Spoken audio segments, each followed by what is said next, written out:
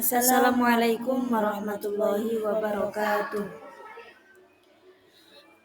Kami akan menjelaskan sejarah perkembangan pesantren modern di Indonesia. Dengan anggota kelompok, saya Kalista Nurul Haq. Dan saya Fiza Bilwafa Solihah.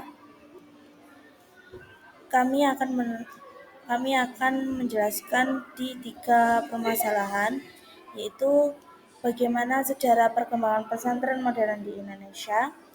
Yang kedua, siapakah tokoh-tokoh pelopor pesantren modern? Dan yang ketiga, apa perbedaan dalam kurikulum metode pengajaran dan penggunaan teknologi antara pesantren tradisional dan pesantren modern? Saya akan menjelaskan latar belakang terlebih dahulu. Pondok berarti sebagai tempat tinggal sederhana bagi santri yang belajar Islam. Perkataan pesantren berasal dari kata santri yang dengan awalan pe di depan dan di akhiran an. Berarti tempat tinggal para santri. Dari beberapa pendapat ini, istilah pondok sama artinya dengan pesantren, yaitu sebagai tempat belajar santri. Sedangkan kata santri yang berasal dari sas dan tri berarti guru agama, orang yang ahli dalam memahami kitab suci dan ahli dalam ilmu agama. Dengan ini, pondok pesantren memiliki asrama tempat tinggal santri dan kiai, dan di tempat inilah terjadi komunikasi antara santri dan kiai. Di pondok seorang santri harus patuh dan taat terhadap peraturan yang berlaku, dan waktu-waktu kegiatan tertentu yang harus dilaksanakan santri seperti waktu belajar, sholat, makan, tidur, istirahat, dan lain sebagainya. Bahkan ada juga waktu untuk jaga malam.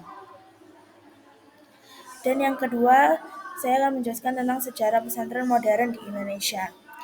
Pesantren modern merujuk pada pesantren-pesantren yang mengintegrasikan tradisi keislaman dengan pendidikan modern. Sejarah pesantren modern ini dimulai pada awal abad ke-20 di Indonesia, ketika para ulama dan tokoh-tokoh pendidikan Islam mulai menyadari pentingnya menggabungkan pendidikan agama dengan ilmu pengetahuan umum, yang dipelopori oleh Kiai Haji Hasyim Asy'ari, pendiri Nahdlatul Ulama pada tahun 1926. Kiai Haji Hasyim Asy'ari mendirikan pesantren Tebu Ireng di Jombang, Jawa Timur, yang menjadi salah satu pesantren modern pertama di Indonesia. Pesantren Tebu Ireng menggabungkan pengajaran agama Islam dengan mata pelajaran umum seperti matematika, ilmu pengetahuan alam, dan bahasa. Selain pesantren Tebu Ireng, pesantren modern lainnya yang terkenal adalah pesantren Gontor di Ponorogo, Jawa Timur. Pesantren Gontor didirikan oleh Kiai Haji Imam Zarkashi pada tahun 1926 dan juga menggabungkan pendidikan agama dengan ilmu pengetahuan umum. Pesantren Gontor memiliki kurikulum yang komprehensif yang mencakup mata pelajaran agama, bahasa Arab, bahasa Inggris, matematika, ilmu pengetahuan, dan lain sebagainya. Seiring berjalannya waktu, pesantren modern semakin berkembang dan tersebar di berbagai daerah di Indonesia. Pesantren-pesantren modern ini tidak hanya mengajarkan pendidikan formal, tetapi juga melibatkan pembinaan karakter, pengembangan keterampilan, dan pendidikan keagamaan yang kuat. Sejarah pesantren modern terus berlanjut hingga saat ini, dengan pesantren-pesantren modern menjadi lembaga pendidikan penting bagi masyarakat Muslim di Indonesia. Pesantren-pesantren ini berperan dalam mempertahankan kebudayaan dan tradisi Islam sambil mempersiapkan generasi muda untuk menghadapi tantangan zaman modern. Di sini saya akan menjelaskan tokoh-tokoh pelopor perkembangan pesantren modern. Siapakah sih tokoh-tokohnya? Yang pertama, Kiai Haji Hasyim Asy'ari. Beliau pendiri NU yang sangat sentral dalam modernisasi pesantren. Melalui pesantren Tebu Ireng, beliau mengintegrasikan pendidikan agama dengan ilmu pengetahuan umum. Tokoh yang kedua yaitu Kiai Haji Ahmad Dahlan. Beliau adalah pendiri Muhammadiyah. juga memiliki peran penting dalam modernisasi pendidikan Islam dan sangat menekankan pada pentingnya pendidikan formal dan keterampilan hidup. Dan tokoh yang ketiga yaitu Kiai Haji Imam Zarkashi. Beliau adalah pendiri Pondok Modern Darussalam Gontor. Dikenal dengan sistem pendidikannya yang ketat dan terstruktur.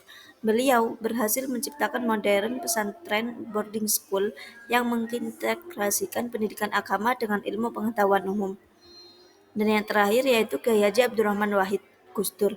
Gus Dur banyak berkontribusi dalam mengembangkan pesantren yang modern, memadukan antara pendidikan agama dan ilmu pengetahuan.